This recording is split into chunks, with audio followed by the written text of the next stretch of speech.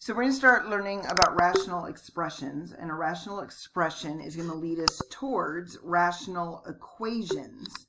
But a rational expression simply means that we've got variables in a denominator, which means all of these are going to have fractions. So this means variables in denominators. Now we can have a rational expression where a variable could also be in the numerator. But we really don't care about those, because if I have something like 3x over 2, that's a polynomial, okay, because my x is in the numerator. But if I have something like 3 over 2x, now it's a rational expression because I am forced to recognize that there's a variable in the denominator. So this is not a polynomial. It's not a monomial because there's variables in the denominators. So one of the things that we also have to watch out for is something from the past, where your variable cannot, your denominator cannot equal 0. Cannot equal 0. My denominator cannot equal 0. It is impossible to divide by 0. So in this case over here, it doesn't matter because I don't have variables in the denominators. My denominator is a 2. Okay, so that's fine. I'm okay with that. Over here, I have an issue because of my denominator. If I substitute in an x of 0, then 2 times 0 is 0, and I end up dividing by 0. Okay, so I cannot divide by 0. And so we're going to look at that in terms of a rational expression by saying my denominator cannot equal 0. So we're going to do what's called restricting the domain. So we're going to restrict the domain of our rational expression. The domain is all of the x's I'm allowed to use. All x's I can use. So I'm going to restrict that. So up here, is there a variable in my denominator? No. Then every x I want to use is fair game. I can use any x I want to. Over here, can I use any x I want to?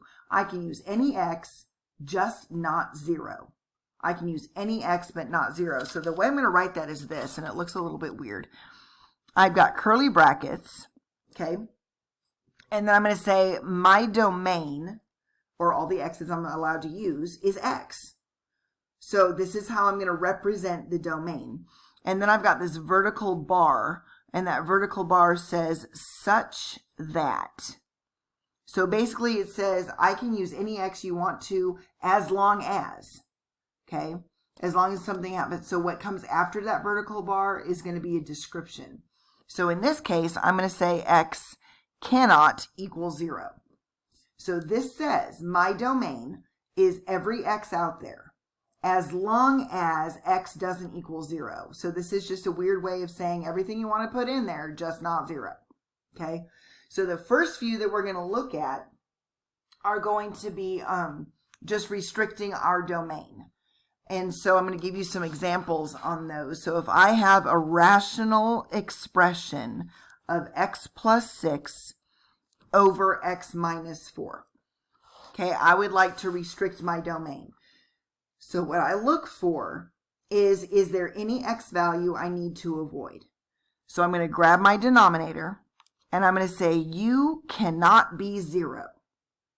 Grab your denominator and say you cannot be 0, and now we're going to get x by itself. So I'm going to add 4 to both sides, so x cannot equal 4. So if I were to put a 4 in here, 4 minus 4 is 0, so that would be x plus 6 over 0, which I would also know what this x is. Sorry. 4 plus 6 is 0, so I would have 10 over 0. That's kind of hard to see. Okay, so I would have 4 plus 6 over 0, or 10 over 0. I can't divide by 0. Every other x is fine, just not 4. So the way I answer this is that x can be, or my domain is x, such that x does not equal 4.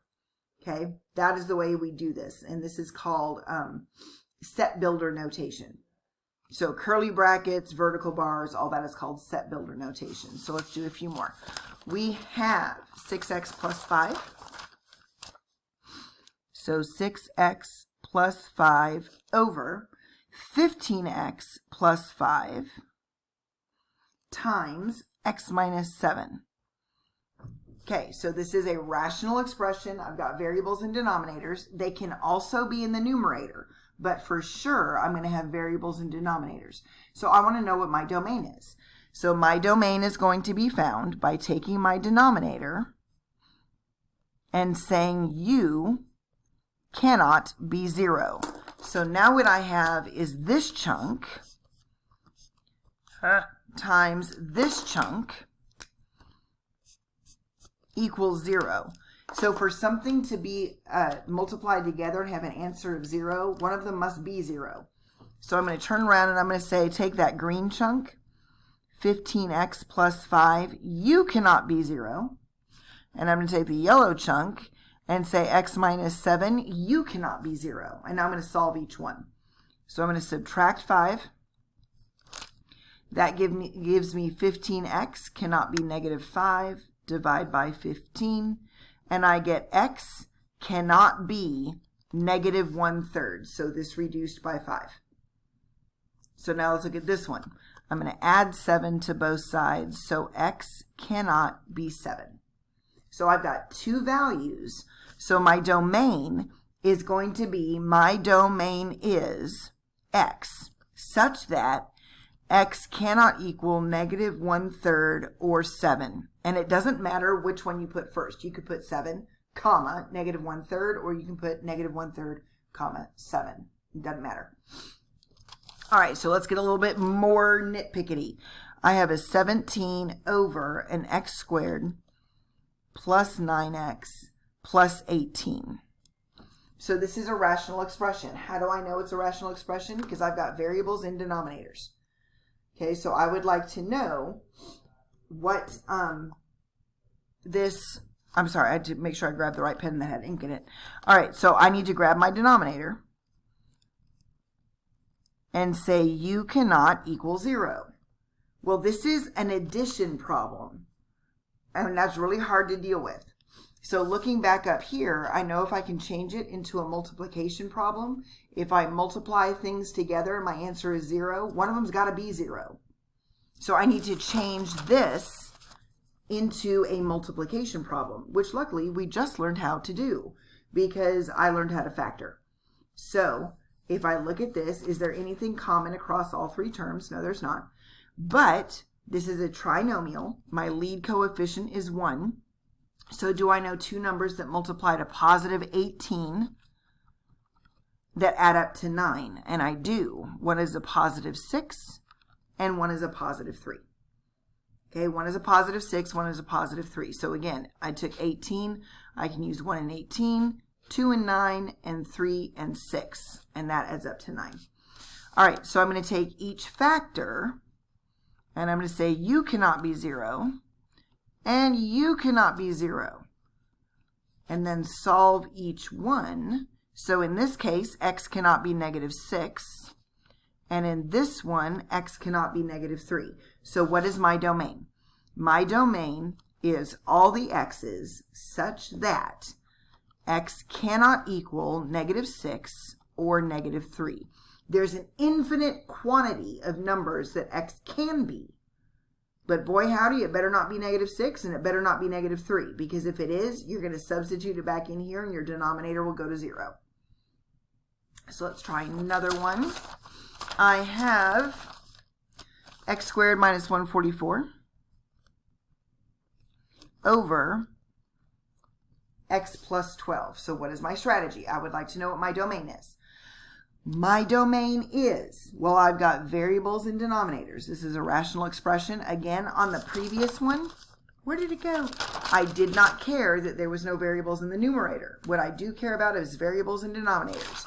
That means it's a rational expression. So I'm going to grab my denominator. I'm going to say u cannot be 0. And now I'm going to solve. So I get x cannot be negative 12. It can be everything else. It cannot be negative 12. So what is my domain? My domain is x, such that x had better not be negative 12. That is your domain. Okay, now, when you look at this, you probably noticed, hopefully, that your numerator was the difference of two squares. So what I would have had is x squared, that's a lie, I would have had an x plus 12 and an x minus 12 over an x plus 12 means any number divided by itself is 1. Okay, so this is just kind of sort of like fractions on steroids. So that reduces to an x minus 12. But I still need to account for the fact that this was my original function. So I still need to say don't use negative 12. Even though it reduces out, I still need to say I can't use it. Okay, I still need to say I can't use it. So let's try another one. I have x squared minus 36 over x squared plus 9x plus 20. So I do care that I could factor the numerator. I could do all sorts of stuff. But right now, I'm just interested in the domain of my rational expression. So I'm going to grab my denominator. I am going to say you had better not be 0 because I cannot divide by 0. So now I need two numbers that multiply to 20 that add up to 9. So when I look at that, I know that my two numbers are 4 and 5. So I've got x plus 4, x plus 5 had better not be 0. Okay, grab each factor and set each factor equal to not 0. So x plus 5 had better not be 0 either. Subtract 4. X had better not be negative 4. Subtract 5. X had better not be negative 5, which means my domain is all of the x's out there, except for do not use negative 4 or negative 5. Do not use them. Bad things will happen. Okay? So let us stop there because now we're going to start reducing stuff. So that's a good place to stop before we go on with rational expressions.